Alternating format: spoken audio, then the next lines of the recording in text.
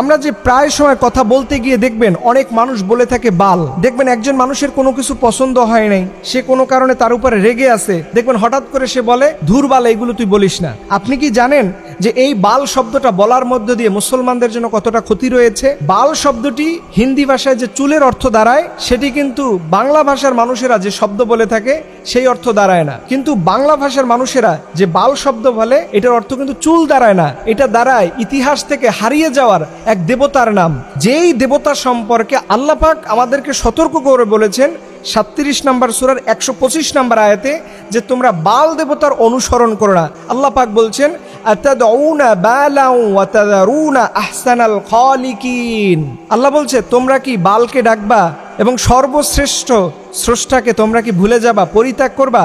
এই বাল শব্দটা আল্লাহ পাক কোরআনের মধ্যে বলেছেন। এই বাল শব্দটা সেমিটিক শব্দ, যার অর্থ দাঁড়ায় দেবতা বা স্রষ্টা, বা আমরা যে আল্লাহ বলে সম্বোধন করি ঠিক একই রকম অর্থ দাঁড়ায়। এটা আসলো কোথা থেকে?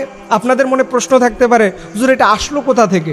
এটা আসছে মুসা আলাইহিস সালাম যখন আল্লাহর নির্দেশে 40 দিনের একটা ধ্যান করার জন্য তুর পাহাড়ে গেলেন, তখন ওনার যে অনুসারীরা ছিল তাদেরকে বলছে তোমরা যতটুকু আল্লাহর পক্ষ থেকে নিয়ম পেয়েছো এটাই মানবা। কিন্তু তার মধ্যে একজন ছিল সামিরি নামের।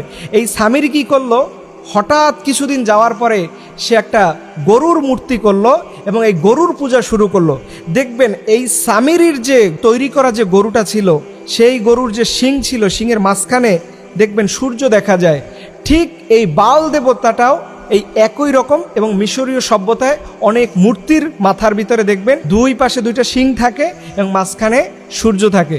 দেখেন এই শব্দগুলো, এটা হয়তো অনেকের কাছে বলবেন যে হুজুর এটা কি বলতেছেন, এটা কি কোনো সাবজেক্ট হলো, এগুলোকে আলোচনা কোনো বিষয় হলো? দেখেন এই সামিরির মাধ্যমে সেই সময়ের মুসা আলাইহিস সালামের মানুষেরা তারা সবাই আল্লাহর পানিশমেন্ট পাবেন। আল্লাহর সামনে সবাইকে অপরাধী হতে হবে শুধুমাত্র ওই গরুর পূজা করার কারণে, এই শিরিক করার কারণে, শুধুমাত্র এই বাল দেবতাকে অনুসরণ করার কারণে। অথচ আমরা খুব সহজেই এইগুলো বলতেছি, আমরা জানিও না কোন শব্দটা বললে ইসলামের দৃষ্টিকোণে রাইট আছে, কোন শব্দটা বললে ইসলামের দৃষ্টিকোণে রং আছে, এটা আমরা অনেকেই জানি না। কিন্তু আফসোসের বিষয় প্রিয় ভাইয়েরা, আমরা আমাদের লাইফে, আমাদের জীবনে যতদিন পর্যন্ত থাকি না কেন, সবার আগে ভাগে আমাদের ইসলামকে অনুসরণ করতে হবে। ইসলামকে বাদ দিয়ে পৃথিবীর কোনো তন্ত্রমন্ত্র বিশ্বাস করা যাবে না।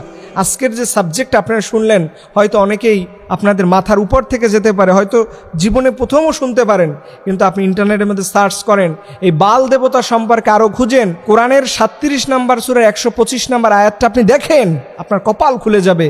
আপনি যদি এই ভুলটা, এই শব্দটা বলা থেকে নিজেকে বিরত রাখতে পারেন, আপনি পরিপূর্ণ একজন মুমিনে পরিণত হবেন।